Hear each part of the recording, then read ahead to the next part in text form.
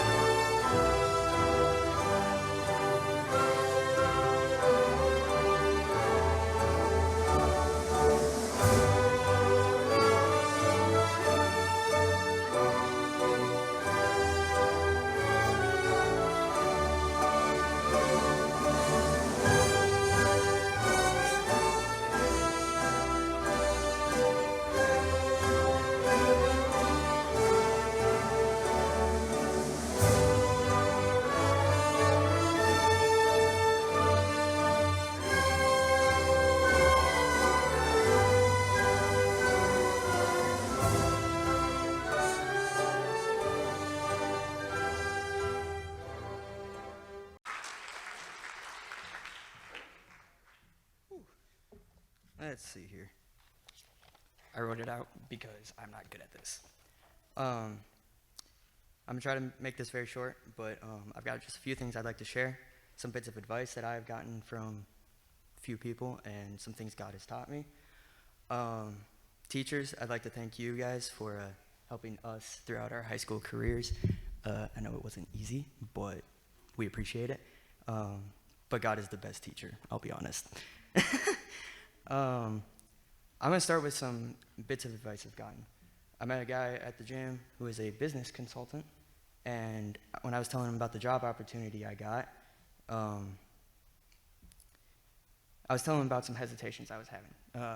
It was travel, so leaving my friends, my family, my comfort zone, and what he told me was, you got to go to grow. And that got me thinking, where in the Bible does someone get to stay in their comfort zone? No one does. um, so if we get the chance to step out of our comfort zone, take the chance, because you never know where God's going to take you, and you never know what He's going to have for you. So you got to go to grow. Next piece of advice I got was from Miss Casey. I was telling her about how recently I was praying for patience, and she told me, you don't pray to God for patience, you pray for the peace of mind, because life is going to make you be patient. That's just how it is. But when you have to wait, and I'm going off script. Where am I at? Peace of mind. I found it made a lot of sense, and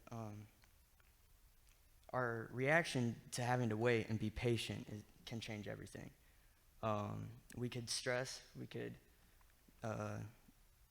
complain, or act on how we think it's supposed to work. But if you wait for God's opportunities, whatever happens will be way more than, like, way better than what you can ever imagine.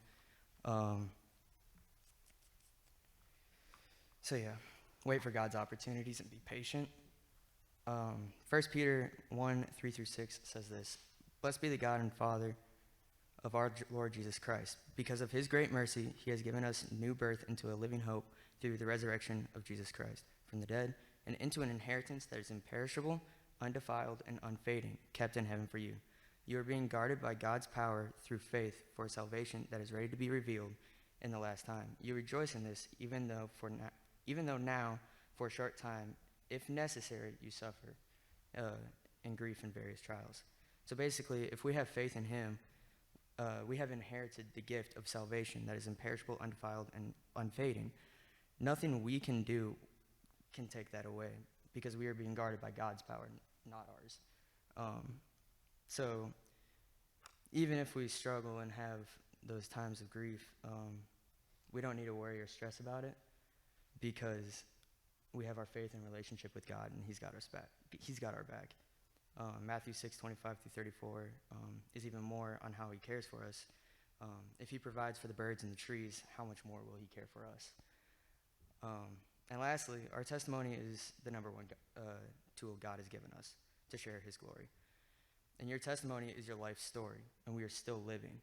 So all the cool things God is doing in our life, whether it's something small or something completely life-changing, he deserves the credit, and we need to just keep an eye out for that and give him praise and credit for everything, because everything is God-given.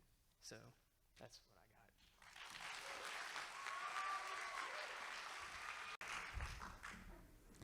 Scott Wells Strand.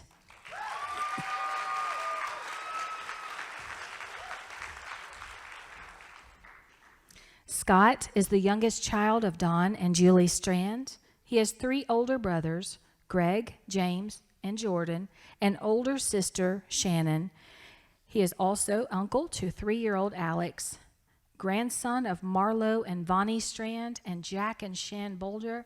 Scott has attended NLA since 7th grade. He enjoys working out, rock climbing, spending time with his friends and siblings, and generally chilling.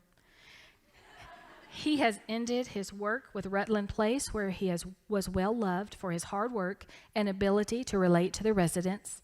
Scott will be employed with Gamma Freak Technologies as a cell tower technician starting next week. Scott Wells Strand.